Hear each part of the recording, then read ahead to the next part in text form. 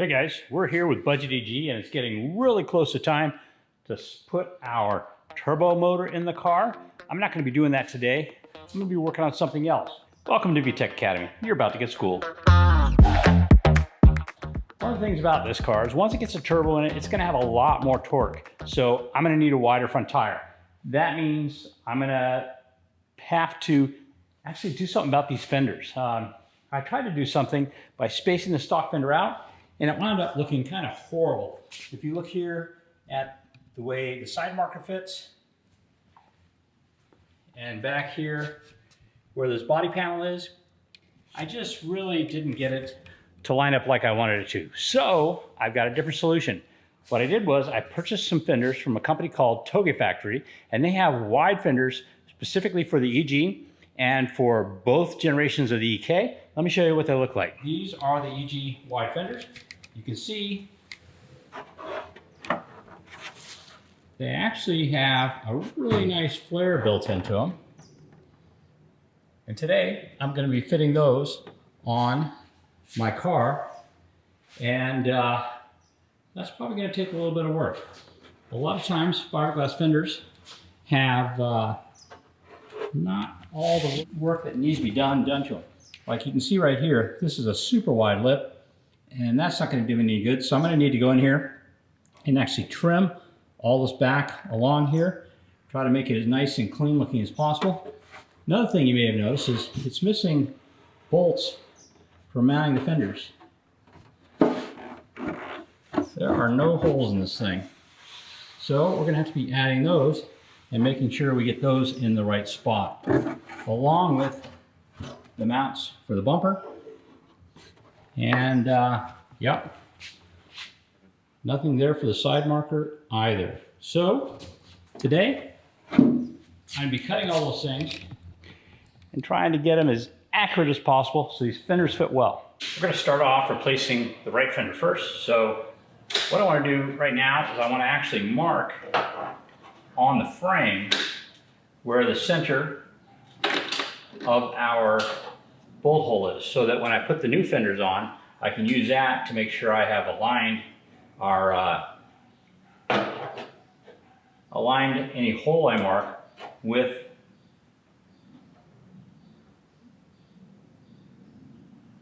this mark here. Let's see here.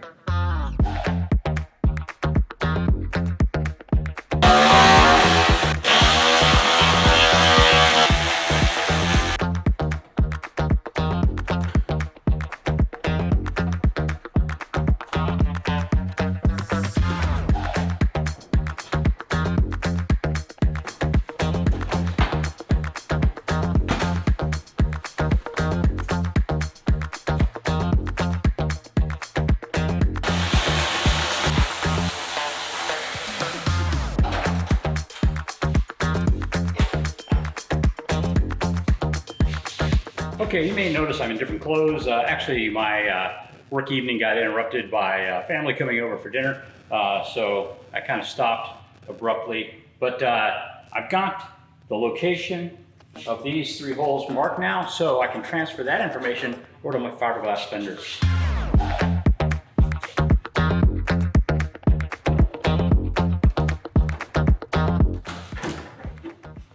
Okay, we've run into our first problem. This tab right here, if you look at the place where it bolts, which is right here, it should be pretty much parallel with this surface. And as you can see, it sticks out at kind of a, I don't know, 30-degree angle, 20-degree angle. So it's not where it should be. It should be coming straight up from there. So that's going to need to be modified. You know, with so many fiberglass parts, oftentimes you're going to have to do some what they call massaging in order to get it to fit. Well, this is a perfect example of massaging. So, question is, do I break it and then re-epoxy it with fiberglass reinforcement, or do I cut it off and maybe replace it with something else? I think that's what I'm going to do. Well, the fending part's been removed. Not totally sure. I need to put it back, but we'll figure that out later. These are a lot stiffer than sheet metal. So I would imagine the majority of people are just going to chop that off and not even worry about replacing it. We'll just have to see if it lines up properly.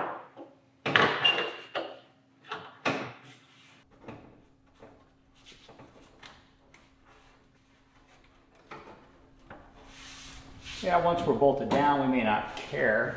Okay, we're gonna mark the fender again. This time what we're gonna do is we're gonna do 2 marks. We're gonna want to make 1 mark on the fender. That is the line that aligns with our hole. And then the second mark we're gonna make is actually on our body.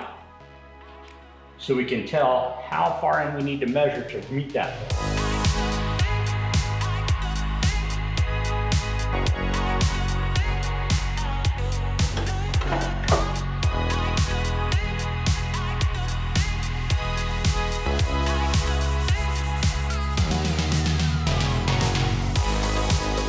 Okay, I have a really fine scratch across each one of the lines here that's going to tell me where to drill.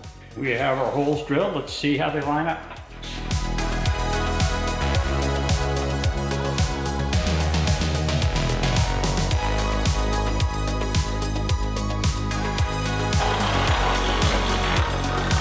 The holes are drilled. I actually wound up upsizing a little bit bigger than just the 10 millimeters. Wanted to have a little bit of adjustment swing on here. The gap back here looks okay. Not bad for a fiberglass fender. What I want to do now is close the hood, see how it fits.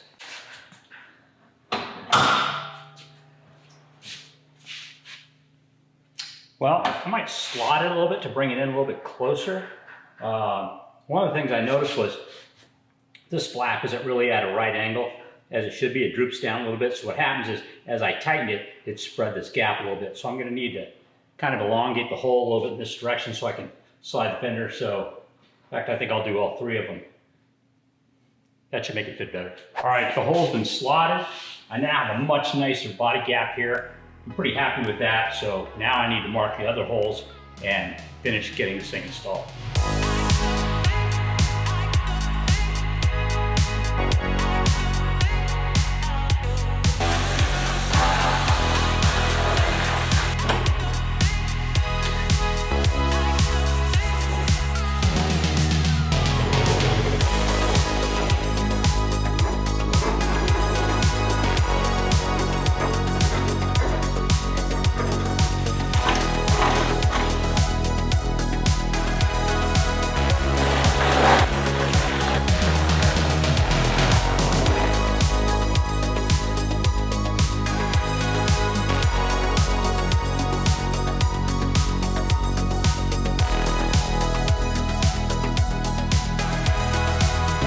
Okay, as is the case with fiberglass, not totally happy with this.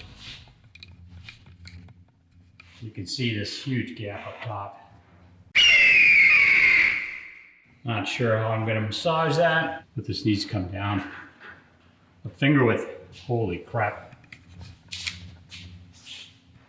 Well, I got wider fenders. They look better than what they did before. I just need to trim the slip. We're going to be okay. Huh. I wonder if I twist this out, if that would close that gap and help me out. Of course, that's going to resist twisting because that's not at the right angle. But as I said before, quite often these things require massaging. This may require more massaging than I want to do. All right, so kind of looking at it, it doesn't look real equal on both sides, so I'm going to check a few things out. I'm going to come straight off the shock tower here and got a plumb line. Just go till it touches the. Okay, we're right at about just barely under, let's see, 7 7/8 inches. Let's go check the other side. Right off the shock tower.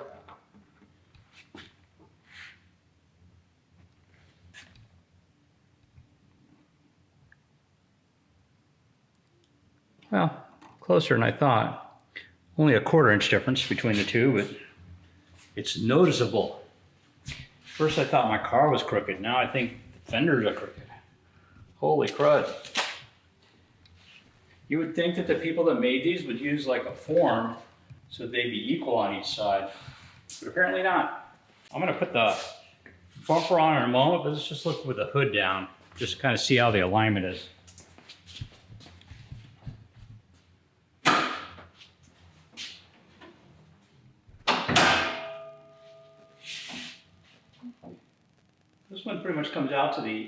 to the end of the trunk. Let's take a look at the other side. Yeah, kind of fades away. Kind of pokes up a little bit. And of course, there's a huge gap here on top of the side marker. Well, they cover the wheels, or the tires, I should say, for the most part. So I guess I'll leave them on for now. We are going to a 10-inch wide front tire. That's why I'm doing the wider fenders. It's unfortunate they're not even, but you know, probably should have done some internet research and saw what other people thought of them. But I got them now, so they're on.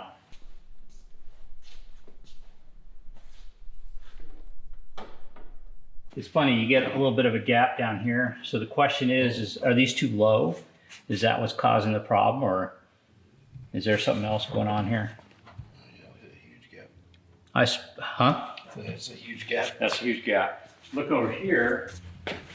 That's like a Tesla gap. I mean, this is a kind of a beater car. It's not going to be a show car, never going to be a show car. So maybe I should just relax. But those weren't cheap. No, they're $400 some odd plus shipping.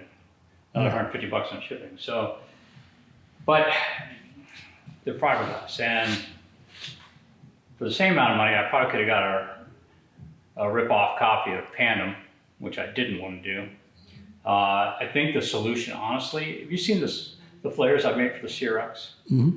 I think if I made a set for this, I think I'd be much happier. So maybe the solution is to take the ones I make for the CRX, make some modifications to them, and try to get them on this car, and then at some point down the road, produce those myself. So, because I would like to see this kind of flare, and then a small piece that went onto the bumper as well. So that was, so the bumper was flared as well. That's what I would like to see. This is pretty cheesy.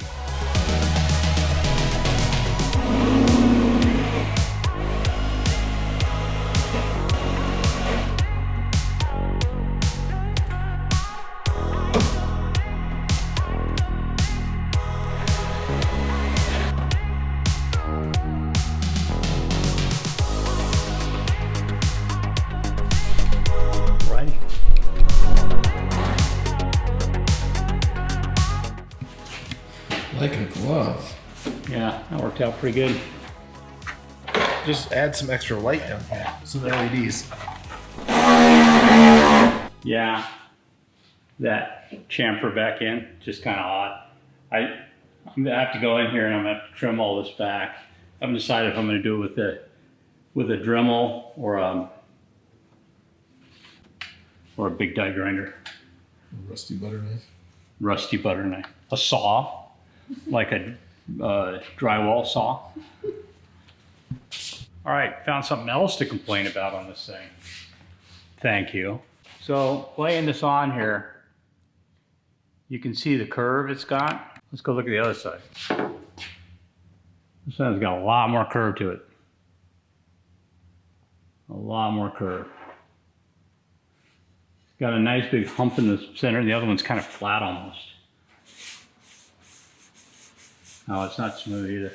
Yeah, I mean, there's a little bit of a lump here, but then it flattens out right here. That one just curves the whole time. So disappointed. At least they weren't like $2,000 JDM. Yeah, if it was Pandem or something, I'd be pissed.